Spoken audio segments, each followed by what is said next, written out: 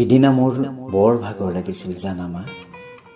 লগৰ কেইটাৰ উৎপাতত খাবলৈ লোৱা টিফিনটোও সৰি পৰিছিল মজিয়াত। স্কুল ভানৰ পৰা কিতাপৰ গধুৰ বেগটো লৈ নমাৰ পৰত মোৰ ভাগৰুৱা চকুহালে দূৰৰ পৰাই বিচাৰিছিল তোমাক। তুমি আহিবা, মৰমী হাতেৰে আঙুলি বুলাই আলফুলে মোক বুকুত সামৰি ল'বা। পিছে প্ৰতিদিনৰ দৰে সিও আছিল ভাল লগা এটি মিছা সপোন। মোতকৈ সিদিনাৰ ইউনিট টেষ্টৰ পেপাৰখনহে তোমাৰ বাবে আছিল বেছি আপোন। প্ৰশ্নক লৈও যে কিমান প্ৰশ্ন।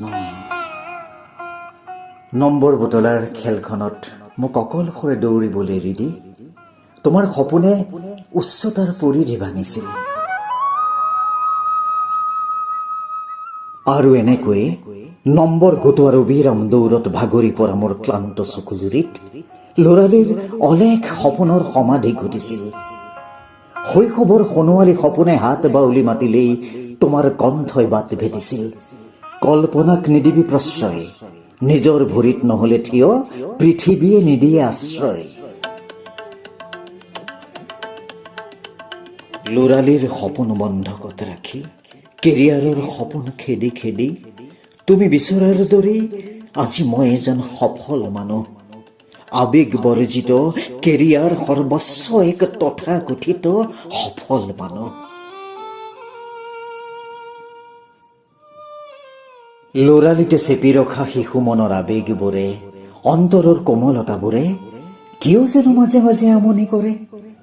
তেতিয়াই কিজানি দূৰৈত কলশৰে থকা তুমি মাজনীলৈ মোৰ বৰকৈ মনত পৰে।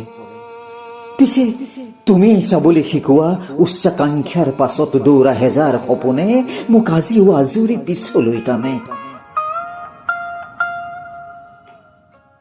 আবেগ আৰু বিবেকৰ টনা জোৰাৰ সেই নিৰ্দয় মুহূৰ্তবোৰত সন্তানক যন্ত্ৰ সজোৱা সকলো পিতৃ মাতৃক সুধিবৰ মন যায়, একাকিত্বই কোঙা কৰা জীৱনৰ বিয়লি বেলাত নিসংগতাক সংগী কৰি সুখী নে তোমালোক? সঁচাই সুখী নে?